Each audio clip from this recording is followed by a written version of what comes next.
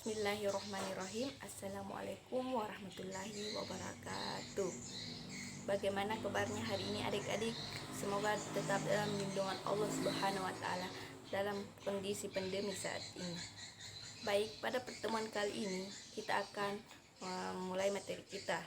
Ya, adapun materi yang akan kita bahas pada hari ini ialah mengenai dinasti Ayyubiyah.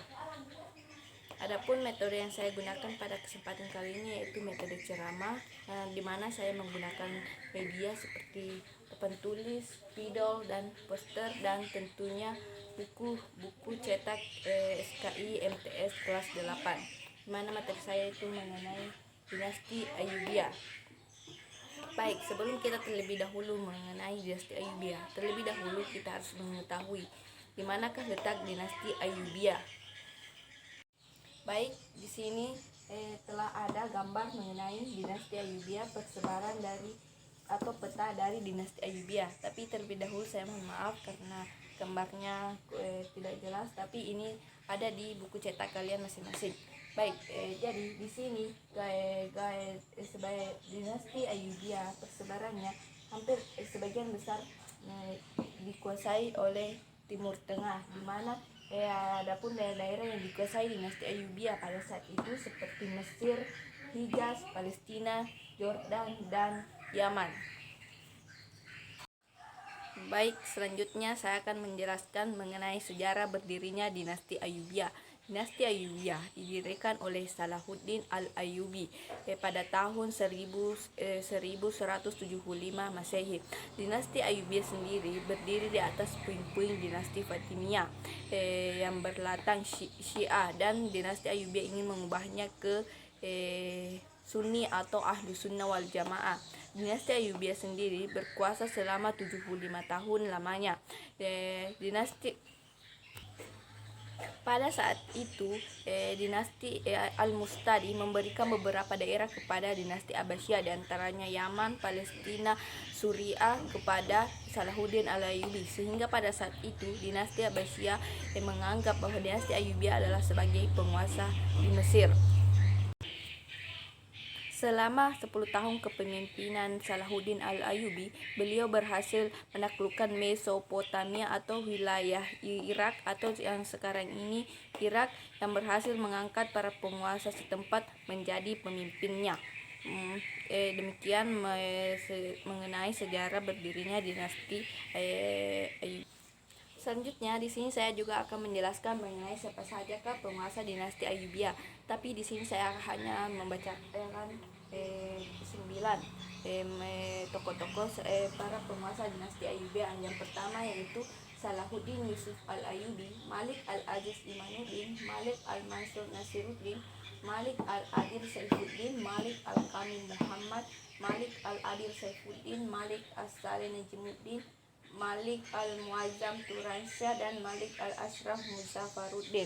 Mungkin ini mengenai penguasa dinasti Ayyubiyah saya tidak bisa jelaskan karena ini ada penjelasannya di buku cetak kalian masing-masing. Selanjutnya mengenai penguasanya yaitu Salahuddin Al-Ayyubi. Nama lengkapnya yaitu Salahuddin Yusuf Al-Ayyubi Abdul Muzaffar Yusuf bin Najimuddin bin Ayyub. Ia berasal dari bangsa Kurdi. Ayahnya Najimuddin Ayyub dan pamannya Asaduddin Syikru Hijaz atau migrasi dari kampung halamannya di dekat Fikru, Irak. Salahuddin lahir di benteng Tirkit pada tahun 532 Hijriah, atau tepat ketika ayahnya menjadi pemimpin benteng Seljuk di Tirkit. Ia memiliki sifat yang rendah hati, santun, memiliki belas kasih. Ia juga lahir dari keluarga yang mempunyai agama yang baik. Salahuddin merupakan seorang sultan yang memiliki kemampuan pemimpin yang luar biasa. Ia mengangkat orang-orang yang cerdas dan terdidik sebagai pembantunya, wazir seperti Al-Qadi, Al-Fadil, Al-Khatib, dan Al-Asfani, termasuk sekretaris pribadinya bernama Bahruddin bin Ashrat yang kemudian dikenal sebagai penulis biografinya. Salahuddin Ayyubi juga membuat kekuasaan terpusat di Mesir. Selain itu, Salahuddin dianggap sebagai tokoh yang berpengaruh di Mesir karena dapat mengembalikan mazhab Sunni.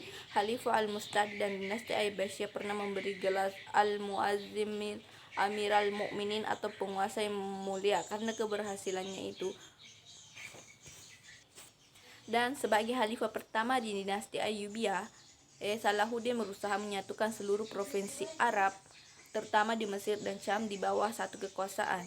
Namun usaha ini banyak mendapat tantangan dari penguasa yang merasa kedudukannya terancam karena kepemimpinan Salahuddin. Untuk menghadapi hal tersebut, adapun upaya-upaya yang dia lakukan yaitu seperti memadamkan pemberontakan oleh Hajib, perluasan wilayah dinasti Ayyubiyah ke Yaman, dan perluasan wilayah dinasti Ayyubiyah ke Damaskus dan Mosul. Sekian pertemuan kita pada kali ini mengenai materi dinasti Ayyubiyah. Jika ada teman-teman yang ingin bertanya, silahkan kalian juga bisa melihat materi ini melalui buku cetak atau melalui referensi lainnya seperti internet. Mungkin sekian yang dapat saya sampaikan. Kita bertemu pada pertemuan yang lainnya. Adik-adik, sekian dan terima kasih. Billahi fisabilil haq fastabiqul khairat.